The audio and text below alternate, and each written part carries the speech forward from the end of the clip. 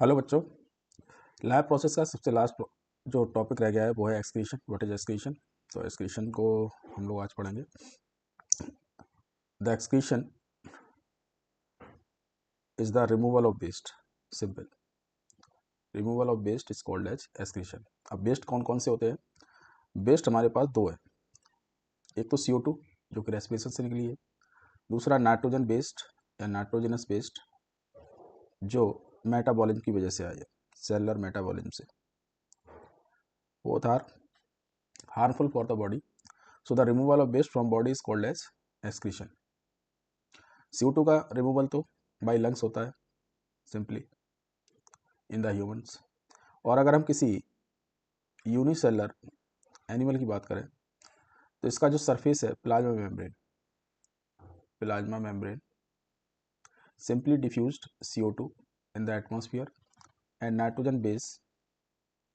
nitrogenous based into surrounding water or atmosphere. This is simply takes place in the unicellular organism.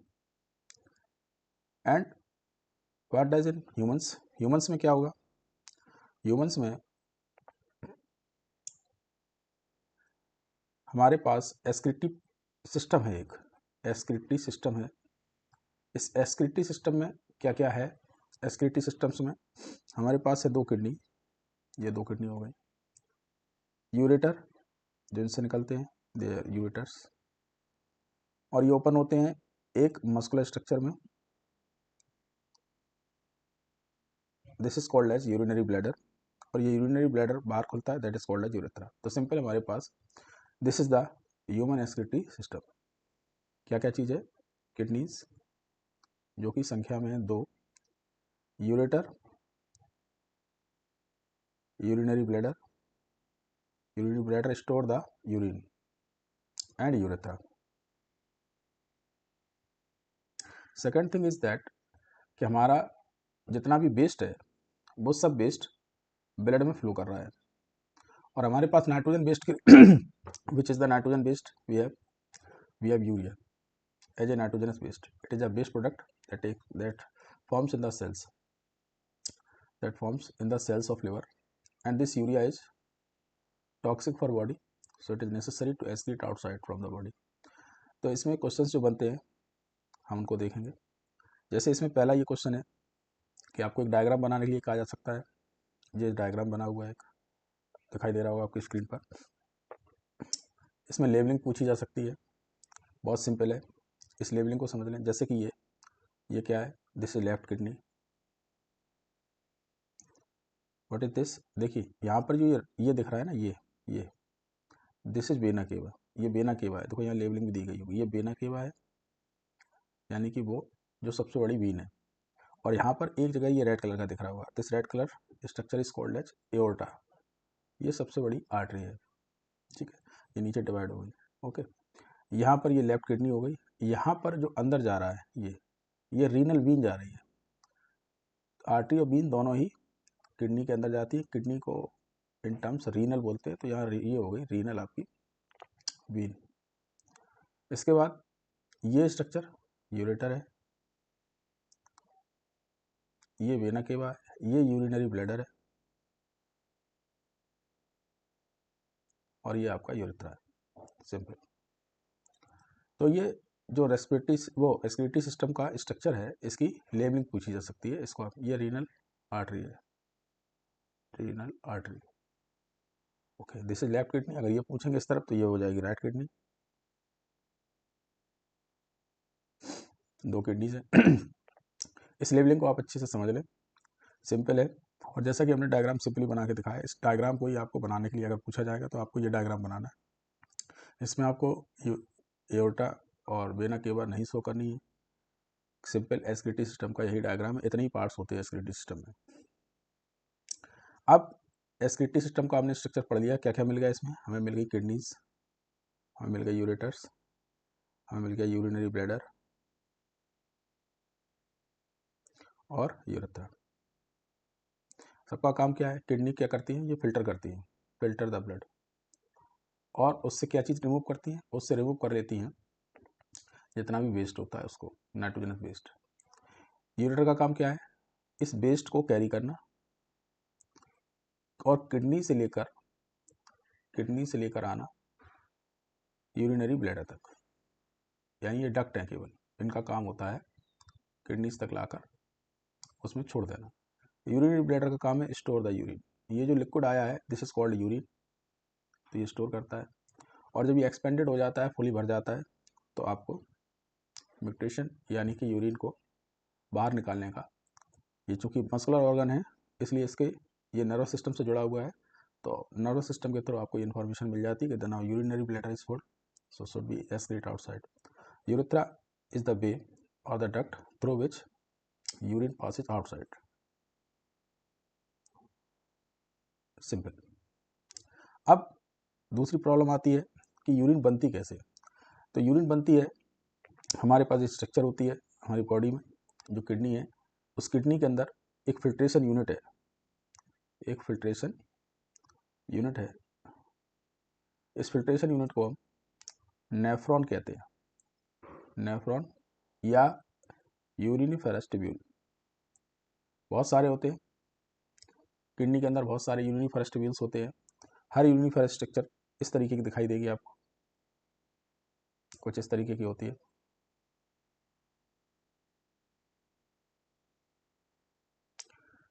इसमें भी labelling पूछी जाती है, labelling याद रखना है आपको। देखिए यूरिनिफेरस ट्यूब्यूल्स को सिंपली अगर समझें तो कुछ इस तरीके की होती है।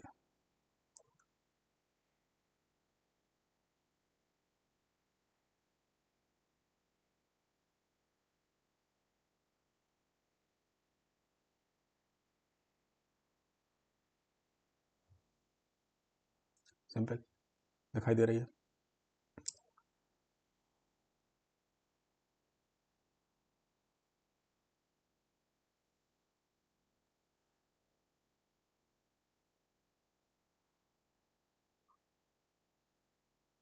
यहाँ पर एक ब्लड वेसल आ रही है और एक ब्लड वेसल निकल रही है। यहाँ बहुत सारी ब्लड वेसल्स का गुच्छा है ये, और ये ब्लड वेसल्स इस तरीके से निकली हुई है। ये हम आपको सिंप्लीफाई करके डायग्राम बना रहे हैं। अब देखिए ध्यान से, ये जो स्ट्रक्चर है ये, this is called as Bowman's capsule, ये वोमेन कैप्सूल कहलाता है। यहाँ पर ये जो स्ट्रक्चर दिख रही है this is called as glomerulus, इसको ग्लोमेरुलस कहते हैं। यहाँ जो स्ट्रक्चर दिख रही है ये नेफ्रॉन ट्यूब्यूल है, ये ट्यूब्यूल है पूरा, ये कलेक्टिंग डक्ट है, ये कलेक्टिंग ट्यूब्यूल है, और ये पेरीट्यूबुलर नेटवर्क है या कैपिलरीज है, पेरीट्यूबुलर नेटवर्क और ब्लड वेसल ऐसे सेम दिया गया है। यहाँ पर ये कैपिलरीज है, ठीक है, ये बीन के लिए दिया है, बीन, और ये रीनल आर्टरी है जो अंदर आ रही है। यहाँ पर जो स्ट्रक्चर दिख रही है ये, this is called as glomerulus, ये ग्लोमेरुलस है। ये जो दिख रही है that is called as Bowman's capsule. ये जो दिख रहा है, ये जो लेबलिंग है that is tubule, uriniferous tubule, ये कलेक्टिंग डक्ट है। इतनी लेबलिंग है। फिल्ट्रेशन जब होता है फिल्ट्रेशन जब होता है तो जितना भी ब्लड इसके अंदर होता है, गंदे जितने भी वेस्ट प्रोडक्ट होते हैं वो सब के सब ब्लड फ्लो के साथ यहाँ आते हैं, और ग्लोमेरुलस पतली कैपिलरी का नेटवर्क है जिसके थ्रू जितना भी फिल्ट्रेशन होता है उससे सारा का सारा waste material with beneficial material filtered and comes into the Bowman's capsule. इसमें क्या क्या होता है, water plus minerals plus glucose plus amino acid और प्लस यूरिया, ये सारा होता है। ये सारा जो फिल्टर होता है लगभग 180 लीटर फिल्टर डेली बनता है, 180 लीटर, जिसमें से केवल 1.5 से 2 लीटर ही यूरिन तैयार होती है। तो बाकी मटेरियल कहाँ जाता है, बाकी मटेरियल वापस ब्लड में रीअब्जॉर्ब होता है, वापस ब्लड में रीअब्जॉर्ब हो जाता है। और ये रीअब्जॉर्प्शन के लिए आप देख रहे होंगे कैपिलरीज का नेटवर्क फैला हुआ है, ये कैपिलरीज का नेटवर्क फैला हुआ है, वही इसको रीअब्जॉर्ब करता है। So the Bowman's capsule why the blood comes in the glomerulus and filter the material, water, minerals, glucose, amino acid and urea comes into the Bowman's capsule, that is called as glomerular filtrate, and this glomerular filtrate passes through the tubule, this tubule is called as uriniferous tubule, यहाँ इसके through passage होता है। And all the important nutrient like H2O, like minerals, like amino acids, like glucose, ये सब का सब reabsorb हो जाता है। वाटर क्वांटिटी जो होती है, केवल वाटर क्वांटिटी को कंट्रोल किया जाता है। अगर ये एक्सेस में है तो इसको यूरिन के साथ बाहर कर दिया जाएगा, और अगर ये कम है तो इसको रीअब्जॉर्ब कर लिया जाएगा ब्लड में, simply. So the filtration takes place by the process in which, यहाँ पर जो बनेगा लास्ट में वो यूरिन बनेगा, and this urine collecting duct में आ जाएगा। और कलेक्टिंग डक्ट बहुत सारी होती है, तो ये यहाँ पर जो किडनी होती है, जैसे किडनी होती है, तो इस किडनी के अंदर इस तरीके से स्ट्रक्चर होती है, ये पिरामिड्स हैं, और ये एक जगह पर खुल रहे हैं, ये दैट इज कॉल्ड पिलेविस, और this is called as ureter. देखिए, तो यहाँ पर ये कलेक्टिंग डक्ट यहाँ पर ओपन होती है, तो यहाँ जितना भी ब्लड वो यूरिन है वो यहाँ इस तरीके से सबसे अंदर की तरफ यहाँ आ जाता है, और फिर यूरेटर से पास होकर आगे चला जाता है। तो सिंपल प्रोसेस है, this is filtration of blood by which urine form. So urine passes through the ureter, comes in the urinary bladder, and urinary bladder muscular structure है, यहाँ पर इकट्ठा होगा, उसके बाद ये यूरेथ्रा के थ्रू बाहर कर दिया जाएगा, सिंपल। अब एक दूसरी चीज़ आती है आर्टिफिशियल किडनी। ये इंपॉर्टेंट क्वेश्चन है, पूछा जाता है कभी कभी, आर्टिफिशियल किडनी क्या होती है। तो आर्टिफिशियल किडनी के स्ट्रक्चर में कुछ नहीं है। अगर किसी व्यक्ति की किडनी डैमेज हो जाए, इंजर्ड हो जाए, या वो काम करना बंद कर दे, means the renal failure, in such conditions में जो ब्लड का फिल्ट्रेशन है वो करना जरूरी होता है, बिकॉज ब्लड के अंदर बहुत सारी वेस्ट प्रोडक्ट इकट्ठे हो जाएंगे, they are very highly toxic, and इसकी वजह से व्यक्ति की डेथ भी हो सकती है। सो इसका एक अल्टरनेटिव वे ये होता है कि हम लोग एक आर्टिफिशियल किडनी के थ्रू ब्लड को फिल्टर करते हैं। आर्टिफिशियल किडनी में छोटे छोटे ब्लड कैपिलरीज लाइक स्ट्रक्चर्स होती हैं, जिनके थ्रू ब्लड से मटेरियल पास आउट हो सकता है। तो इससे आर्टिफिशियल किडनी को यूज़ करते हैं। उस आर्टिफिशियल किडनी में बहुत सारी पतली पतली ट्यूब्स होती हैं, और ट्यूब्स के साथ साथ इसमें जेल भरा होता है, एक तरीके का सब्सटेंस भरा होता है, जिसमें नाइट्रोजन बेस्ड छोड़कर इसका जो ऑस्मोटिक प्रेशर होता है that is same like as blood. So blood passes through this, और जब ये पास होता है, यहाँ ये पास होता है, तो यहाँ से ये ब्लड आ रहा है, पास हो रहा है, और इससे निकल रहा है। तो इस पूरी प्रोसेस में होता यह है कि जितना भी वेस्ट प्रोडक्ट होता है वो इस पतली ट्यूब से निकलकर इस डायलिसिंग सॉल्यूशन में आ जाता है, जो इसका, और इस पूरी प्रोसेस को हम डायलिसिस कहते हैं। सो यहाँ पर जितना भी वेस्ट है वो सब का सब डायलिसिंग सॉल्यूशन में आ जाता है, और ये वापस निकाल लिया जाता है। बट एक आर्टिफिशियल किडनी में और रियल किडनी में एक फ़र्क है कि आर्टिफिशियल किडनी में जितना भी मटेरियल होता है वो वापस ब्लड में रीअब्जॉर्ब नहीं होता, जैसा कि इस किडनी में हम दिखा रहे थे आपको कि रीअब्जॉर्प्शन टेक्स प्लेस, यहाँ पर रीअब्जॉर्प्शन होता है। आप खुद देखिए, जिन लोगों का रीनल फेलियर हो जाता है उनका दिक्कत कितनी ज़्यादा होती है, उनकी डायलिसिस होती है तब बुरे बात। ये डायलिसिस की प्रोसेस आपकी किडनी दिन में 36 बार करती है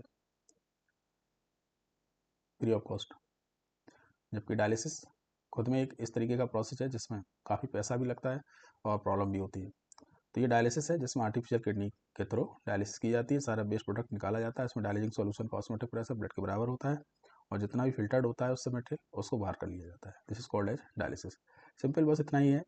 और इसमें कोई अदर क्वेश्चंस जो है एक्सक्रीशन से पूछे जाते हैं तो बहुत सिंपल पूछे जाते हैं, जैसे फिल्ट्रेशन यूनिट कौन सी है, तो हम लोग जानते हैं नेफ्रॉन है, इसकी लेबलिंग पूछी जाएगी, इसका स्ट्रक्चर पूछा जाएगा डायग्राम बनाने के लिए, पार्ट्स ऑफ, सिंपल। अब एक आता है excretion in plants. Excretion in plants, excretion in plants, plants में और एनिमल्स में एक्सक्रीशन में अलग ही वे है कि एक्सक्रीशन, जैसे कि रेस्पिरेशन के थ्रू जितना भी CO2 बनता है, रेस्पिरेशन का आपको पता ही है, C6H12 O6 plus oxygen form CO2 and H2। This CO2 use in photosynthesis, और अगर नाइट है तो ये बाहर कर दी जाएगी आउटसाइड इन नाइट, किसके थ्रू होगी, स्टोमेटा। इसके अलावा दूसरी चीज़ क्या होती है, दूसरी चीज़ होती है हमारे पास यहाँ पर वाटर। अगर ये प्लांट में एक्सेस में है तो ट्रांसपिरेशन के थ्रू ये वाटर निकाल दिया जाएगा, और इस काम को भी कौन करता है, स्टोमेटा। तीसरी चीज़ आती है वेस्ट प्रोडक्ट। वेस्ट प्रोडक्ट, ये वेस्ट प्रोडक्ट कैसे, तो हमारा जो प्लांट होता है, इस प्लांट में सपोज दैट कि ये आपकी लीफ है, तो जब वेस्ट प्रोडक्ट बनेंगे तो ये इसमें इसके अंदर चले जाएंगे, या प्लांट की इस तरीके की अपर सरफेस पे आ जाएंगे।